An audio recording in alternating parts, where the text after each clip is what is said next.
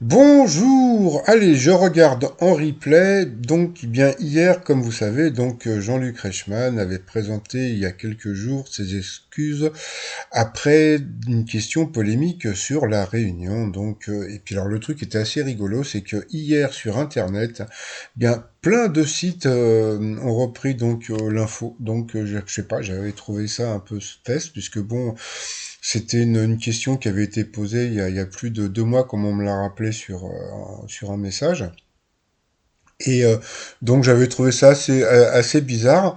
Et puis, par contre, ce qui m'a fait beaucoup rire, c'est que bon, bah, il y a beaucoup de gens qui ont dit oui, mais bon, Jean-Luc Reichmann devrait s'excuser pour les questions faciles, pour la triche, etc., etc. Bon, le pauvre, c'est pas lui qui fait les questions, mais bon, passons. Et puis bon, pour moi, l'image de l'année, c'est ça, hein, c'est quand Jean-Luc Reichmann avait dit, mais venez, venez, si vous pensez que c'est facile d'être maître de midi, venez, venez. Bah oui, mais bon, il y en a qui veulent venir, mais bon, si quand ils prennent le maître de midi en duel, il y a des questions faciles, c'est pas juste, pas vraiment juste, hein, voilà, bon, passons. Sinon, Patrick Sébastien fait le buzz.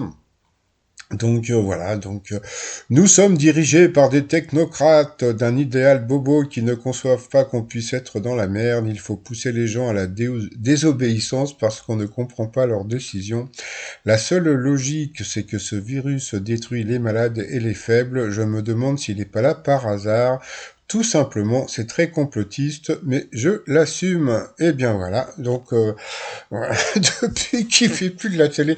Non, non, c'est pas vrai. Patrick Sébastien, il a toujours été comme ça, c'est-à-dire que je sais plus. Il y avait un moment, il avait créé un genre de parti politique. Bon, il avait eu très peu d'abonnés, etc. Mais bon, voilà. Je comprends pas. Alors, ou bien c'est de faire du buzz pour vendre son album.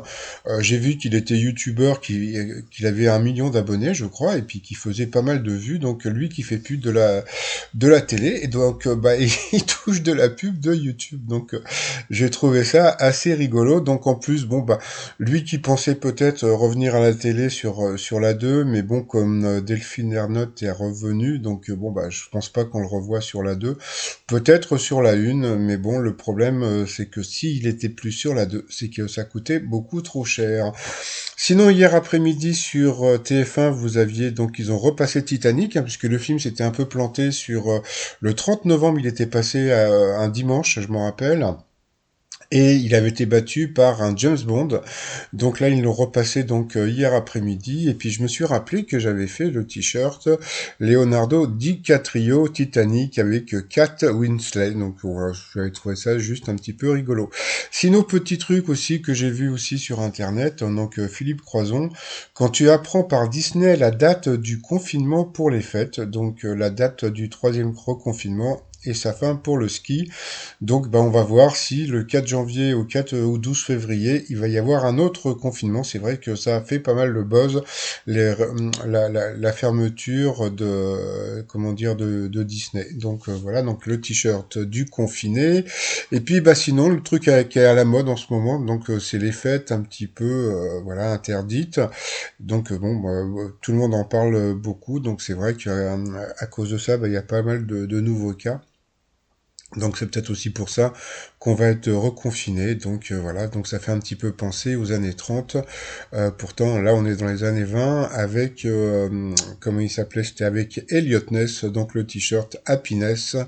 Voilà, donc c'est pas la prohibition, mais ça y ressemble. Bon bah sinon bah moi je vous dis à tout à l'heure pour le résumé des 12 coups de midi. Allez, bye bye.